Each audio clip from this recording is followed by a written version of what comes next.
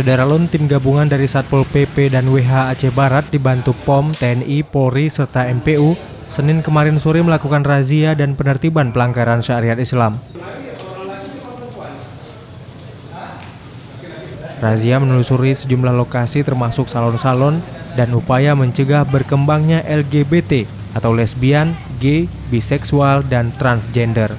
Beberapa salon yang menjadi sasaran razia diantaranya berlokasi di Rundeng dan Rin Rampak. Di sana tim menemukan sejumlah waria dan menasihatinya. Yang kita razia ini adalah mereka yang melakukan pelanggaran, laki-laki jadi perempuan, perempuan seperti laki-laki. Jadi itu yang kita lakukan. Dan hari ini kita lakukan secara bersama-sama. Ini adalah gabungan baik dari TNI, Polri, POM, Satpol PP, WH, dan ulama.